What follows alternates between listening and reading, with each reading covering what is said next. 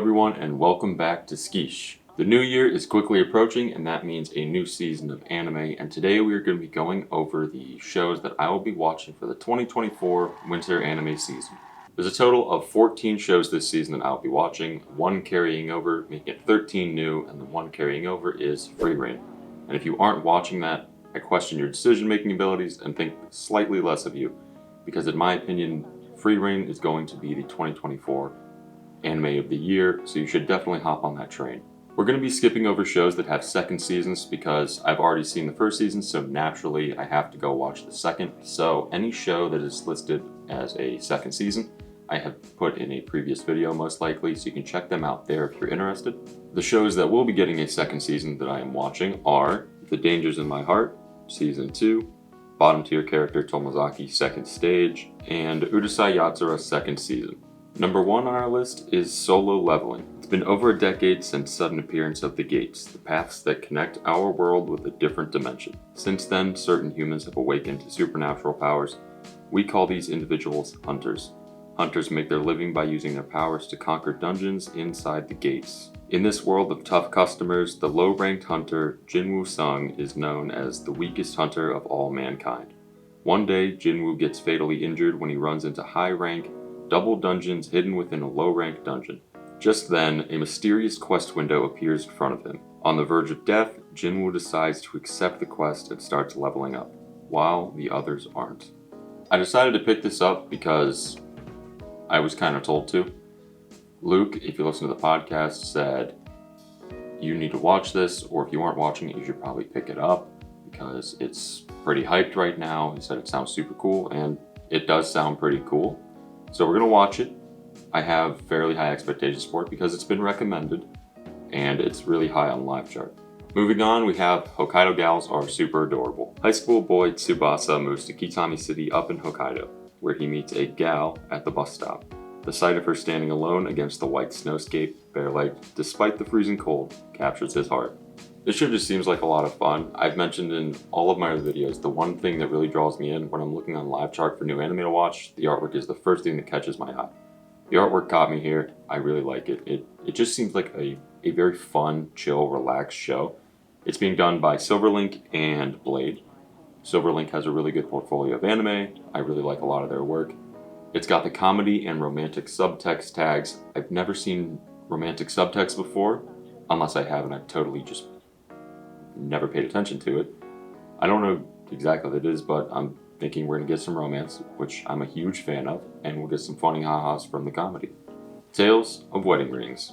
Sato is a high school boy in love with his best friend, Hime, an unearthly beauty from another realm. So when she moves back to her home world to get married, Sato doesn't think twice. He follows her and crashes the wedding. Then, after a kiss from Hime, he suddenly becomes the new groom. But here, Hime is a ring princess and her husband is destined to be the ring king, a hero of immense power. I've said this multiple times before, fantasy really isn't my go-to. I'm not super into the fantasy stuff. It kind of takes a lot to get me in. And I guess what brought me in here was the ecchi, the harem, the romance. All the other stuff, I don't care too much about, like supernatural, isekai, action, fantasy. I'm give or take on it. But those first couple tags are the ones that got me in. It's being done by Staple Entertainment, and I've actually never seen any of their shows before, but Vermeil in Gold I know was really popular and a lot of people liked that. What else have they done? Am I Actually the Strongest? And 3 seconds later he turned into a beast. Is that a fucking hentai? No. I'm not expecting a whole lot from this, but the last couple ecchi harems that we've gotten, like Tenpuru and the Cafe Terrace Goddess, that's a mouthful, but those two were really good and I really liked those. So we throw another ecchi into the mix of shows this season. Hopefully it stands on par with those ones at least. Delicious in Dungeon. When young adventurer Laios and his company are attacked and soundly thrashed by a dragon deep in a dungeon, party loses all its money and provisions. And a member. They're eager to go back and save her, but there's just one problem. If they set out with no food or coin to speak of, they're sure to starve on the way. But Laios comes up with a brilliant idea. Let's eat the monsters. Slimes, basilics, and even dragons, none are safe from the appetites of these dungeon-crawling gourmands. I know I previously just said fantasy isn't my go-to, but there's some saving graces here. I love food shows. They usually tend to be pretty funny, and this is just going to be another one of those, what I think to be funny food shows. Being done by Trigger, I like a lot of Trigger's work.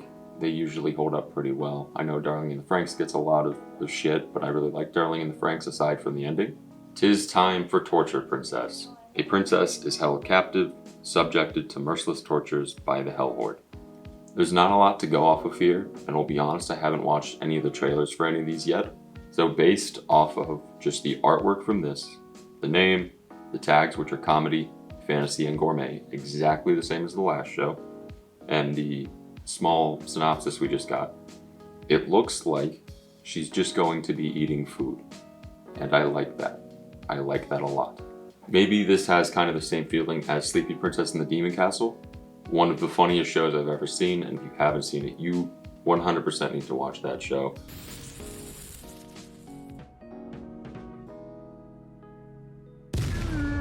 If this is anything like that, I'm gonna love it. I know everyone else that I talk to who watches anime is also going to love it. Pon No Michi. The anime is set in Hiroshima Prefecture's Onomochi City, where a high school student, Nashiko Jipensha, was kicked out of her house. Without a place to play with her friends, she learns that the mahjong parlor that her father used to run is now vacant. She fixes the mahjong parlor and turns it into a fun place where she and her friends can have fun, cook, have tea, and sometimes play mahjong. I always think these shows are kind of interesting, where like the main topic is mahjong or shogi, which is another really popular one. The last show I watched, it was, I guess, shogi heavy, was The Ryu's Work Is Never Done. It wasn't bad, but it wasn't great. It was okay, a little in between. That's kind of how I'm feeling about this, although The Ryu's Work Is Never Done had a slightly, not slightly, a very different topic going on. Anyway, maybe this will make me buy mahjong. Maybe I'll learn how to play it with the fellas. We'll play mahjong together because of this show. Gushing over magical girls. Hi, I'm Hiragi Utena. I'm a normal magical girl-loving middle school girl, or at least I was. But then, some talking mascot showed up out of the blue and cast a spell on me. Now's my chance to join my beloved magical girls as a villain? Hang on, something's wrong with my outfit. This can't be happening. Watch this shy magical girl fan transform into a sadistic dominatrix. When good and evil collide, who will be the one to submit? That was kind of a lot. I didn't expect like the first person synopsis. That was kind of cool. I don't see that very often. But my one fear with magical girl shows, and I don't think this is going to do it because it's action, comedy, and there's fantasy in there, but whatever. But the comedy thing is what makes me think it's not going to do it. If you've, what is it? Oh my god, that's a tongue twister. If you've watched magical girl shows like Madoka Magica, Magical Girl Raising Project, and Yuki Yuna as a Hero, they tend to be pretty depressing. I don't know why the theme of magical girls is always such like a sad, depressing, dark thing. It doesn't sound like it would be, but it is like a lot of the time.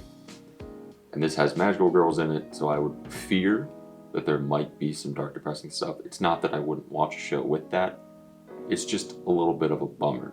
I don't think this will do that, but I never know with magical girl shows. Mr. Villians Day Off. An evil organization from another planet is trying to take over Earth. An extraterrestrial from the organization named the General tirelessly fights against Earth's defenders every single day in a battle of life and death. However, today is his day off. After reading the synopsis, this kind of gives me Miss Kuruito's Monster Development Department vibes, because it's an evil organization, but the funny thing about Miss Kuruito is they treat their employees like really well. They look out for them, they want them to take time off, and they have like benefits. It was a super funny thing they did in the show, and it seems like they're kind of doing that with this, with making the supervillain take some time off and relax. Dropkick on My Devil End of Century Edition. The story begins after aliens destroy Jinbocha, where the main series takes place. Following the stars, Josh and Chan head south to find Yurine and Takamori. Last but not least on our list is the legend of Supernormal Prefecture Chiba. There is no synopsis for this, but I went to the studio, which is Supernormal Studio, and all of their shows are as follows. The Legend of Supernormal City Kashiwa Z, The Legend of Supernormal City Kashiwa, The Legend of Supernormal City Kashiwa R, and The Legend of Supernormal Prefecture Chiba. But I think it's kind of funny how the studio is supernormal and every other work that they've done is supernormal. It takes the bit and runs with it. I like that. I appreciate that. Before we end, there is one bonus. I mentioned like 14 shows that I'll be watching. I added a 15th, and that is Metallic Rogue. I know nothing about this show. The artwork looks good. I was on Reddit reading comments, and someone said that this show seems pretty hype. It is an original work by Studio Bones, so there's no adaptation from anything. It's just Bones. Supposedly, the animators and the team working on it just have room to run with it. I think that's super awesome, and it really makes me more interested in the show to kind of see what the animators who work on this stuff can come up with and what they can do. I have no idea how many episodes. I have no idea how long the episodes will be. I just think this is going to be a cool series. Thank you guys for watching. That has been my most anticipated shows of the upcoming 2024 winter season of anime. If you have anything that you think I should probably pick up that is not a season 2, because I need to watch season 1, but if it's that good, I'll probably watch it. If you're curious about some of the other shows that I have watched throughout the years, I have other videos that I have made doing this exact same thing, and those will be linked in the description below, or you can just go to the Skeesh channel. There's a playlist of all the animes that I have done and that have come out.